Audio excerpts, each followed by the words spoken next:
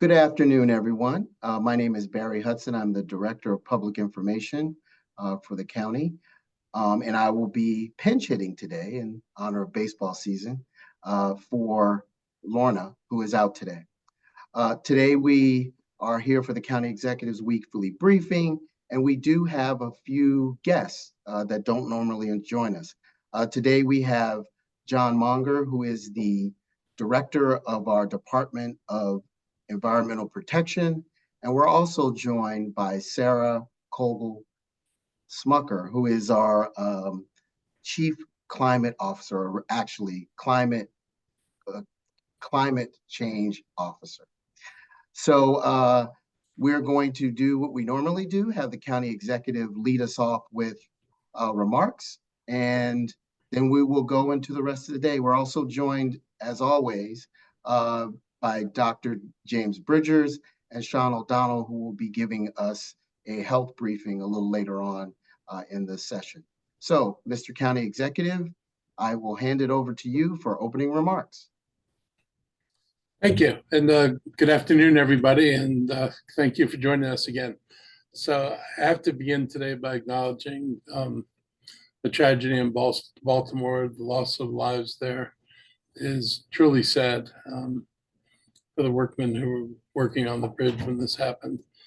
And this is obviously a very serious event. Our thoughts go out to the families that are impacted by this horrible situation. We continue to extend our offers of help to the federal, state, and local emergency responders if they need us. So far, they have not. Just hours into the response, we heard from President Joe Biden, who understands how important this port is to our nation, and he pledged financial support to rebuild the bridge quickly. It is the largest shipping hub in the U.S.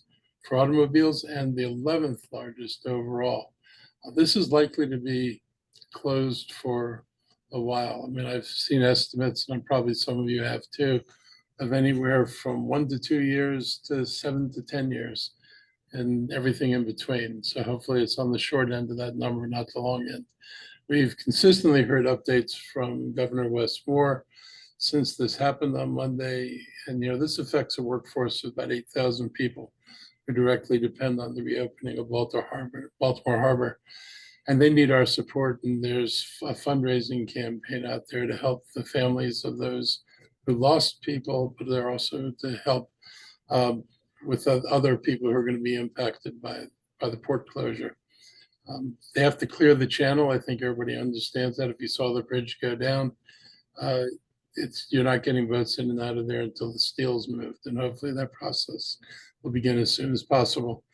And I'm really grateful that we've had good leadership at both the state and federal level on this, that both have stepped forward in making sure that they will do whatever is necessary to get this moving as quickly as possible. I want to turn now to our trip to Taiwan last week. I was in Taiwan and I was joined by County Council Vice President Kate Stewart and our Director of the Department of Environmental Protection, John Monger, along with Judy Costello, who's the Special Project Manager for Business Innovation and Economic Development. This is the second year that I was invited to speak at the Smart City Summit and Expo about the county's climate action initiatives. And like we did last year, we used this trip to also focus on economic development opportunities by meeting with companies and academic institutions that are interested in expanding into the U.S. market. The companies we met with were particularly interested in our soft landing program for companies expanding in our county. And the soft landing program includes the ability to provide legal assistance to get people incorporated, which makes them eligible for grants from federal and state level, as well as the county, and to deal with any immigration issues that might arise. The biotech companies and the universities were very interested in the University of Maryland Institute for Health Computing in North Bethesda. AI is very much becoming the watchword in medical research, both in terms of drug development and discovery, but also in terms of patient management and care and long-term tracking of patients. And they have the same interest in this in Taiwan that we do. And to that point, 2 universities approached us about being able to find space, take space inside the Institute for Health Computing, and I was really excited about this. These are the kind of partnerships we hoped we'd be able to develop, and it's good to see them beginning to come about. I also visited with government leaders, including the mayors of Taipei and New Taipei City, and I was able to see how communications and technology were being used to improve the lives of residents there. It's a very different environment with here. They deal with earthquakes, volcanoes, cyclones, and major downfalls. And what really struck me when I asked them about how many of these major events do you typically have in a year, and they said 50. And I'm thinking that's like one a week. Now, some weeks they come grouped together, but that's a lot of emergencies to be responding to. They have a very robust system, and you could see the technology that they had deployed to make sure they can keep residents informed of what's happening. We once again met with several academic and government leaders who have lived in Montgomery County or studied in Maryland, and they spoke very highly of how the Asian community is treated and welcomed here. And much as last year, they are really good ambassadors. We're in meetings with people from Taiwan who've not been here. Having people who have actually experienced in working and living in Montgomery County has proven to be really helpful in terms of helping new people understand what we have to offer. And our highly educated and diverse workforce, plus our location near the nation's capital, many federal agencies, is really valued by business leaders overseas. And we weren't just talking to people who were involved in bio, but we were also talking to cyber tech companies, and also, for example, a company that makes solar panels. And in fact, two companies that were making solar panels, and it was very interesting. And in a future day, we'll show you a couple of the samples of the panels they've produced. But there's a lot going on in the world that we don't always see over here. And Taiwan is one of those places where some of these advances are coming out first. And it was really cool to see some of the new things that are going to become available. This is the latest trip that, we've taken to expand economic opportunities. And very similar to what happened at our missions last year to India, Taiwan, and Vietnam. And I look forward to seeing these connections turn into new jobs and opportunities today. And in fact, today I met with Judy and a gentleman from a company from Taiwan that we recruited last year and now has space in the Rockville Incubator Center. So that's an exciting development. At this point, I'd like to invite John Munger and Judy Costello to discuss the trip, answer any questions then that you might have. So I'll turn it over to John. Thank you, County Executive. Really appreciate those words. And as the County Executive was saying at the Smart Cities Expo in Taiwan, we really got to see a lot of interesting technologies, hundreds and hundreds and hundreds of booths where folks were showing advanced technologies about including solar panels, as the county executive said, but also one really present theme this year was a lot of technologies and strategies around how artificial intelligence can be used to both reduce emissions, but also improve operational safety when we're thinking about how we go about our work. As you all know, the county is committed to serving as a model, both here in the state, but also nationwide for continuous improvement of our environmental programs. So it was also really neat to see firsthand some of the recycling strategies and facilities that Taiwan uses, as well as their development of clean energy technologies and how they're doing that. There was a lot to be impressed by and a lot to learn from. So I share the county executive's enthusiasm about potential opportunities to continue partnering with the types of entities we got to meet with over there. I was also really privileged to get to share all of the successes we have here in Montgomery County for expanding our recycling programs and how we're doubling down on sustainability while also continuously working to improve our services being provided to everyone who lives, works, and plays in Montgomery County. So just a few highlights of those as reminders. We have programs here that recycle durable medical equipment. So think about things that are not used for a long period of time, but are very much needed for a short amount of time. We have a partnership with the Maryland Department of Aging, where crutches and canes and equipment along those lines is refurbished and given to those in need. We also have a very robust recycling program for other household goods like mattresses, consumer electronics, construction materials, and we're building these programs very quickly. So it was very exciting to get to share our progress there. So all in all, a very productive exchange and another opportunity to share all the ongoing progress we're making here in the county. Why don't I hand it over to Judy? Thanks, John. And thank you, County Executive. It was great to go back to Taiwan. As the County Executive mentioned, we had been there last year, and we at both years hosted an event for business prospects who might want to open their U.S. headquarters in Montgomery County. And we were gratified to see a couple folks return who came to learn about Montgomery County for the first time last year, and then came back and said, we want to learn more and we're interested in moving forward.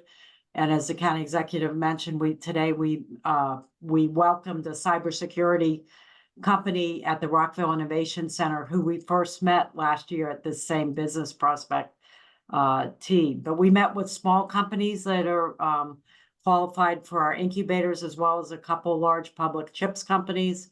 John mentioned the recycling programs. We had the opportunity to meet the county executive and council vice president Kate Stewart, had warm discussions with the mayors of Taipei and New Taipei City, who are very pro Montgomery County and encouraging of bilateral trade. We, as has already been said, saw a lot of new and exciting technologies. And of the university partnerships that the county executive mentioned, I've already been pinged. We just got back this weekend, and one of them would like to sign a memorandum of understanding at the Bio International Conference taking place in June in the United States later this year.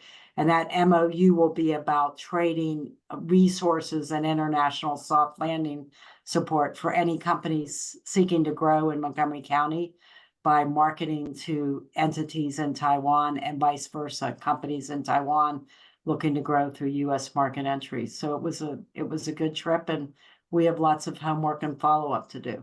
Thank you.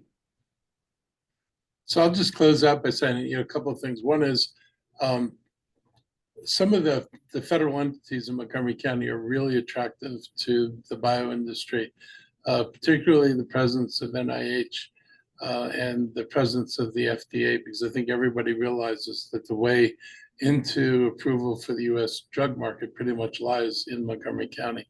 And for the cyber folks we talked to, a lot of them are very NIST aware. And so they know that NIST is headquartered in Montgomery County.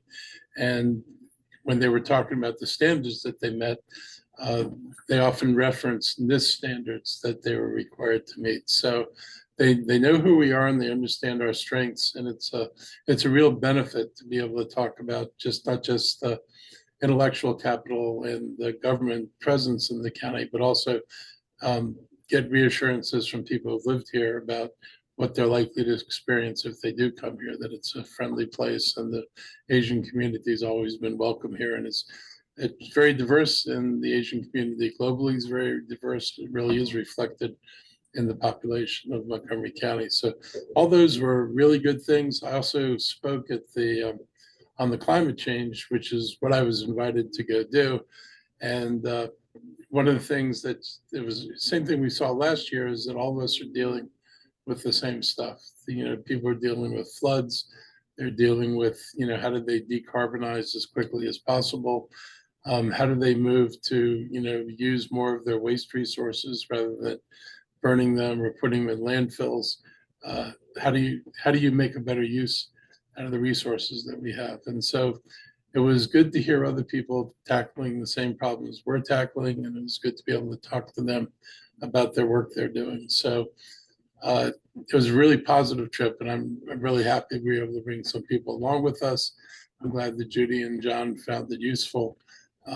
It was great last year, and it was great again this year. So I'm going to turn on to, like I said, we're going to turn to questions if anybody has any. Barry, is that your cue? Yep. So if there are no questions on Taiwan, we also want to have a quick conversation about Earth Month. I already introduced Sarah and John, so I'm going to turn it over to them to talk about Earth Month and the work that will be happening around that in the county. Sarah? Believe John was going to speak first, but I'm happy to if prefer. Go ahead. Okay. So hi, I'm Sarah Kogel-Smucker, Montgomery County's Climate Change Officer. I work in the County Executive's Office, leading the county's whole of government approach to combating climate change. So as the County Executive just highlighted, April is Earth Month. And since 1970, this month has focused on making healthier, more sustainable environment for generations to come. And now actions to combat climate change are an essential and tremendously urgent part of Earth Month. Scientists are issuing dire alarms on the urgency to act now on climate change by stopping emitting carbon pollution. Just last week, the UN Weather Agency issued a red alert on climate change, citing record-smashing increases last year in land and water temperatures and melting of glaciers and sea ice. And so we are, as a county, adopting the theme of Act Now for the wide range of actions that we are taking and encouraging other folks around the county to take for Earth Month. Because here in Montgomery County, we can lead the way to stop emitting carbon pollution from our transportation, buildings, and energy systems, as the county executive just referenced in the solutions that we're all implementing across the world. And so we're working to expeditiously implement the county's 2021 climate action plan. And I want to highlight county resources for residents to take. There's individual, simple actions that we can take in our day-to-day lives to address climate change, like using less energy, riding the bus, and planting trees.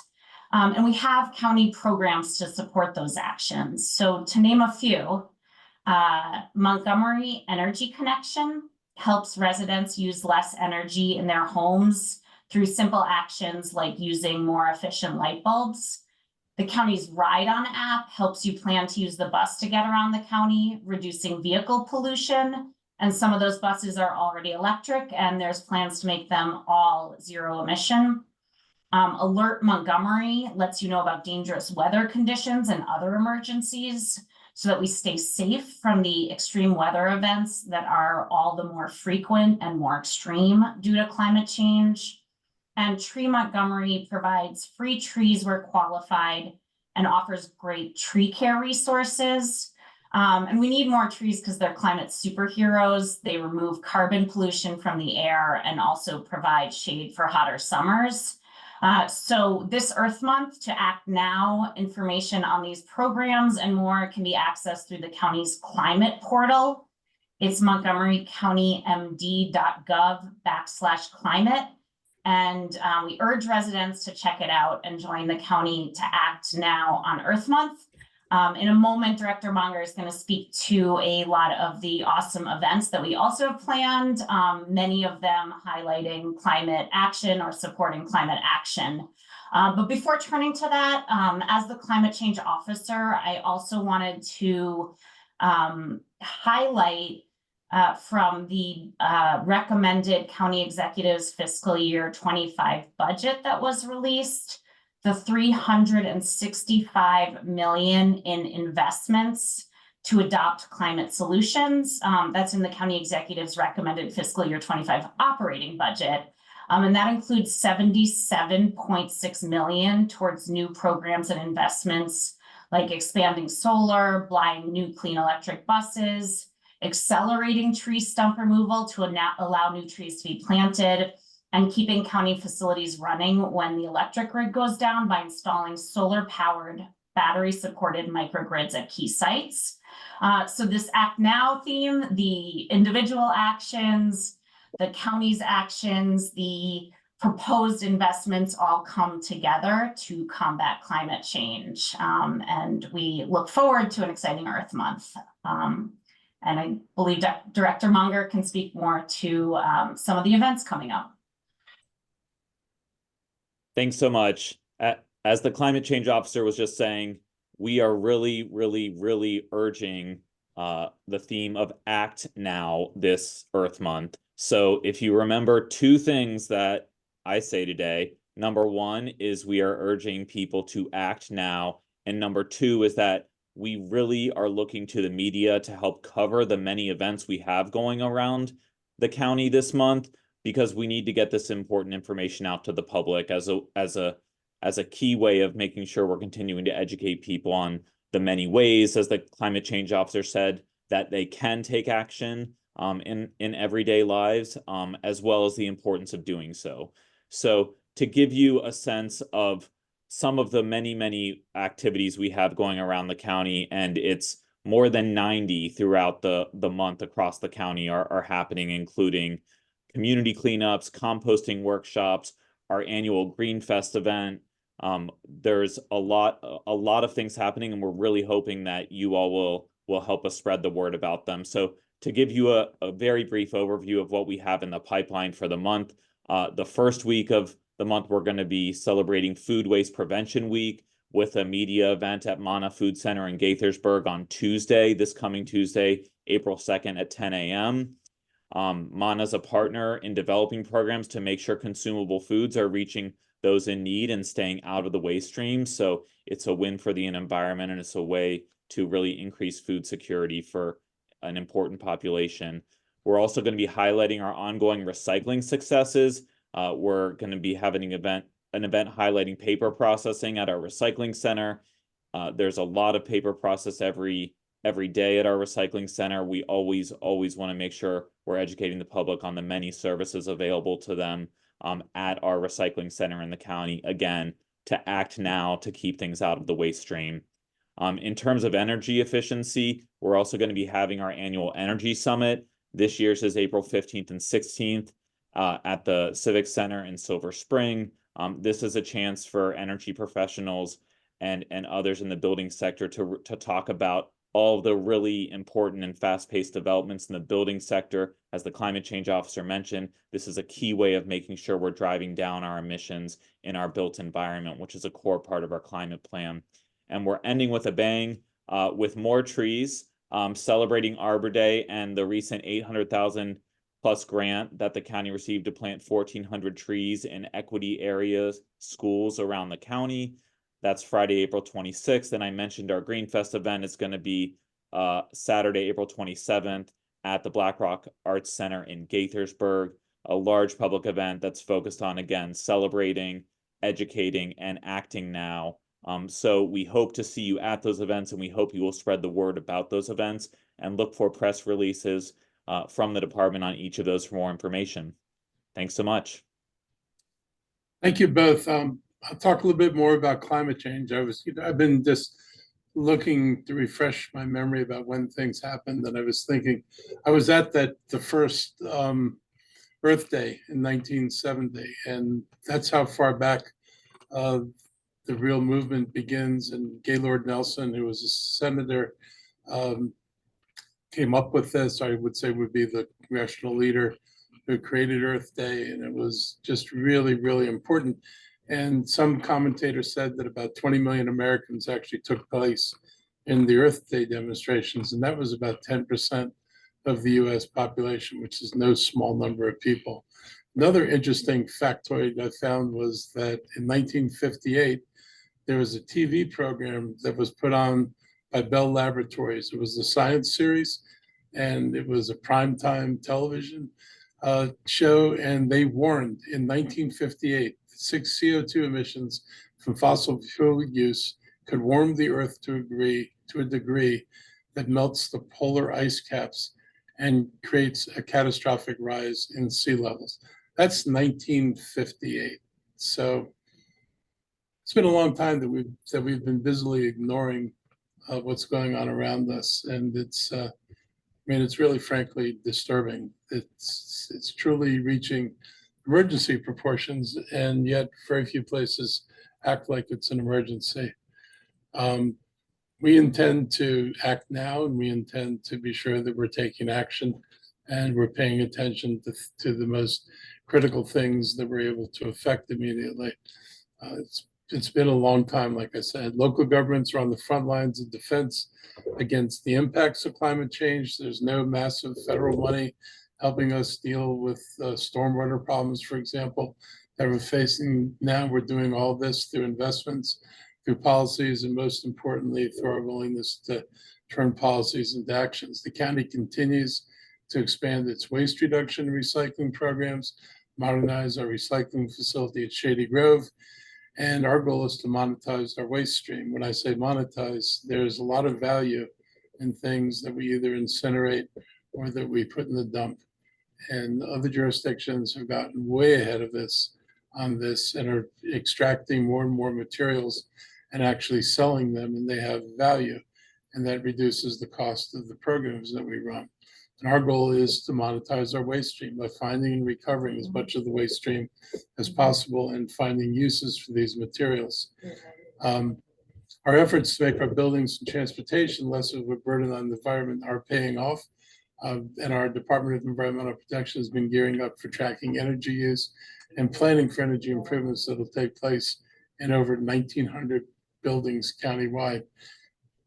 We're also transitioning our bus fleet from fossil fuel based to solar powered, electric, and green hydrogen. We highlighted in our recent FY25 recommendations that we're going to be spending between our capital and operating budget among various departments, approximately $365 million that will have impacts on how climate change is affecting us.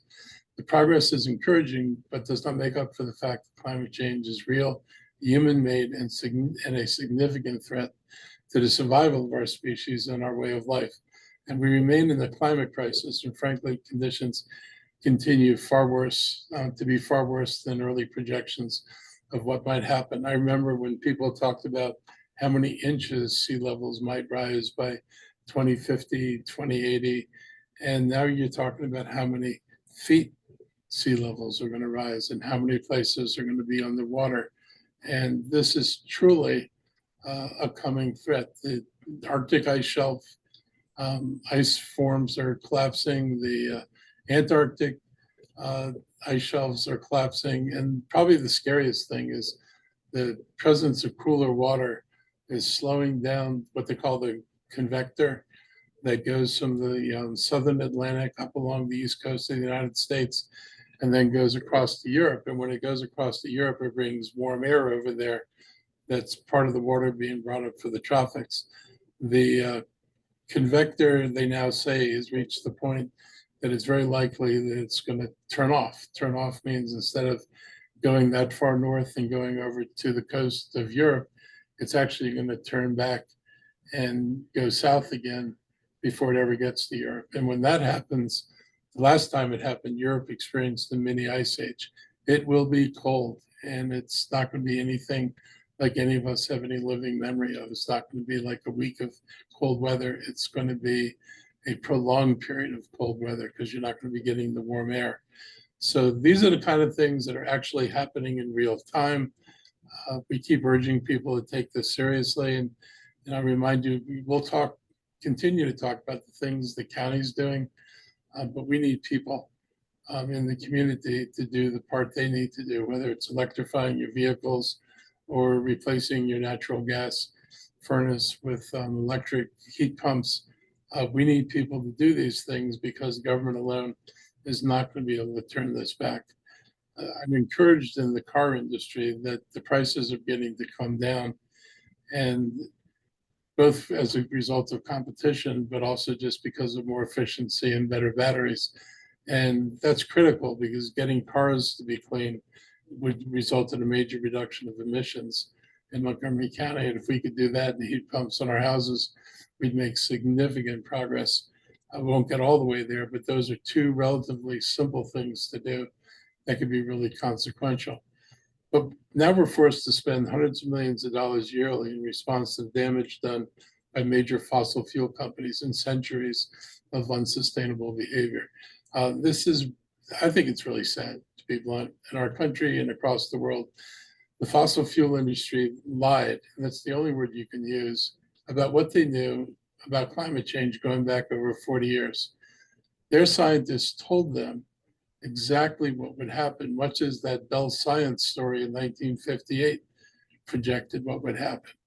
And instead of telling people that we need to change, that we're going to change our industry, that we're going to be on the take our profits and be on the forefront of creating a manageable power structure, they continued to tell people that this was a lie. They spent hundreds of millions of dollars convincing people that there was nothing to worry about, and attacking and discrediting scientists who were discovering exactly what Exxon had been told by their very own scientists.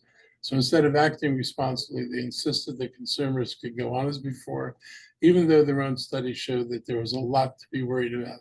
Now they take no responsibility for the disaster they created, and they expect our residents to pick up the tab. And unless and until there's the political will to require that these companies bear the cost of our mitigation efforts, residents here and throughout the country are stuck with the growing costs of fixing things. We don't have the option of letting our streets flood. That's not tenable. So these are things we're going to have to deal with. And I just, it would be nice if there was the will to force these companies to pay for the damage that they've done, and it's going to wind up on our backs. It's not fair, but we really don't have a choice. So we'll do what we can to address these issues.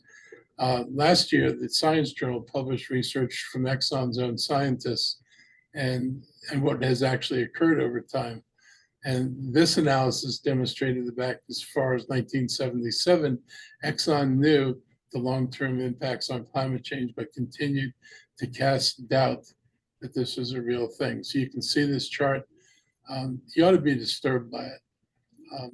And readers ought to be disturbed by it, because what it tells you is that all the stuff that we're experiencing, it was known that this was going to happen.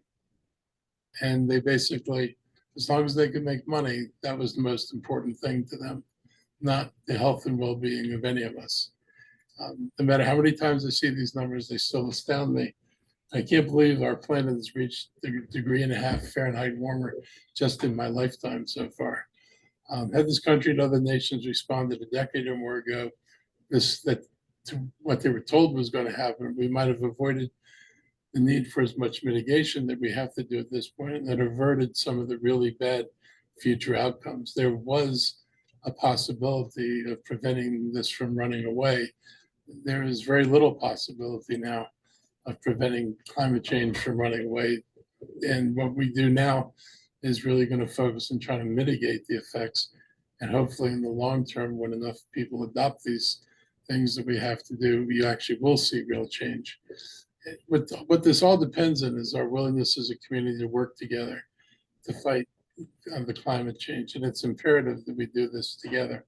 All of you have seen the increased flooding here in the county, are experiencing the consequences firsthand, and our large investments in stormwater, for example, are going to continue to grow.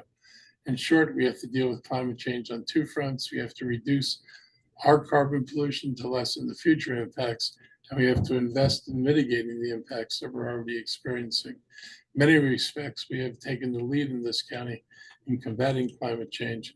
Hopefully, we're an example for other counties to look at and say it can be done.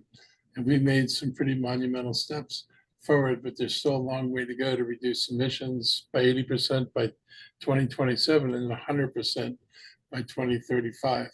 When we started on this journey, there was a lot less certainty about what can be done. I think maybe the most encouraging thing over the last 5 or 6 years has been emerging technologies that indicate that many of the things we didn't know were possible when we passed our climate change legislation initially, that there are actually solutions that had not appeared on the horizon when that bill was first passed. So at least we're in a better place, and I think there are greater possibilities for dealing with it. But if we all don't do this together, it's going to be really challenging. Finally, Earth Day begins on, Earth Month begins on Monday, and I encourage everyone to get involved and discover what we can do to be carbon neutral at home. We're going to take your questions first, but first I want to stop for health dates from our health team. Then we'll go back to the media. Thank you, Mr. County Executive.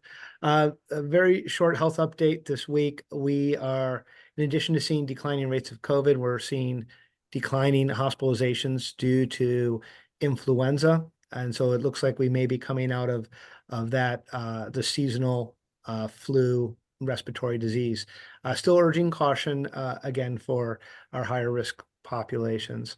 We also wanted to mention that that recently there was a report released from the University of Wisconsin Population Health Institute and the Robert Wood Johnson Foundation. They released their annual county health rankings, and we were pleased to see that Montgomery County was again listed as one of the healthiest counties in America.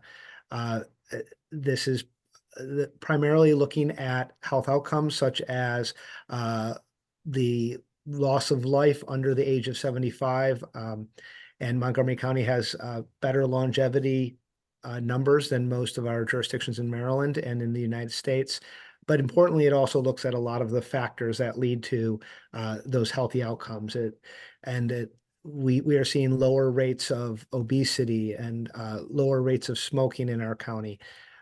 We're also seeing better physical activity, and some of these are related to the policies and the partnerships across county government, things that DEP mentioned earlier during this briefing.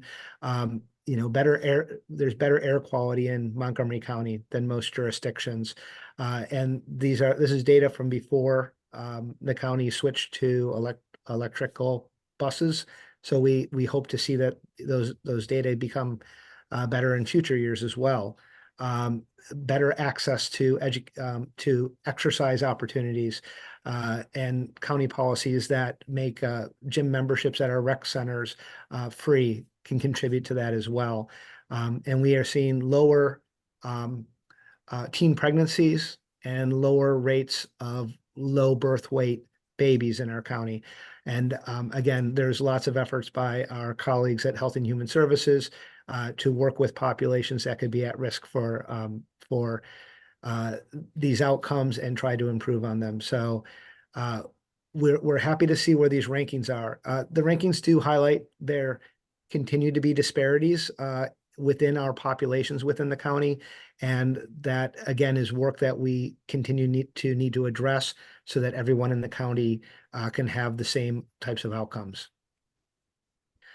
With that, I'd like to turn it over to Dr. Bridgers for any additional comments. No additional comments this afternoon. Thank you, Mr. O'Donnell.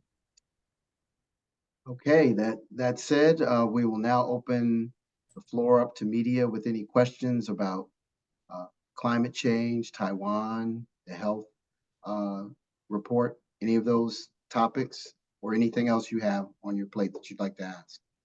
Floor is open. Go ahead, Miriam. Thank you. Just quickly on the Taiwan trip, can you just give an overview of what other leaders or officials joined you? Well, it was Kate Stewart went with us, and she was the vice president of the county council. And then it was Judy Costello and John Mager. So it was 4 of us this time. Thank you. Any other questions? Tommy? Hi, the fully electrified buses plan was mentioned a few times. Do you know the time frame for where the county could fully electrify the buses in the county? I know the goal was to get it all done by, John, do you remember what year we had targeted? Or Sarah? I believe it's zero emission, first of all. So a lot of those will be electric. Some might be green hydrogen. And I believe it's on track for the 2035 goal, where the entire county fleet would be zero emission by 2035, but I can double check that and get back to you.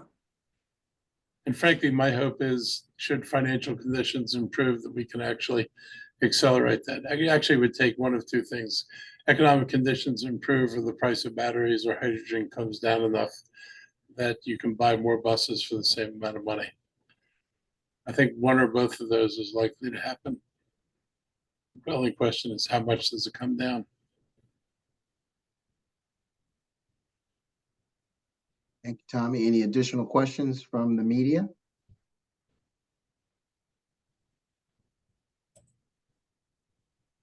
Any additional questions? Going once, going twice, 3 times. Okay, thank you. Mr. County Executive, any closing remarks? No, have a good rest of the week and see you, I guess, again in Earth Month. Thank you, everybody, for joining us today. We'll see you again in our next outing. Just a couple things to remember. You heard act now several times. So we need you to act now and take a step towards climate change, not just next month, but continuing beyond that. The other thing is that we're at the very end of Women's History Month. So make sure that you acknowledge those sheroes in your neighborhood and life. The county executive actually will be going out tomorrow to visit some women-owned businesses in the county in honor of Women's History Month. So thank you very much for joining us, and we will see you very soon. Thank you. Bye.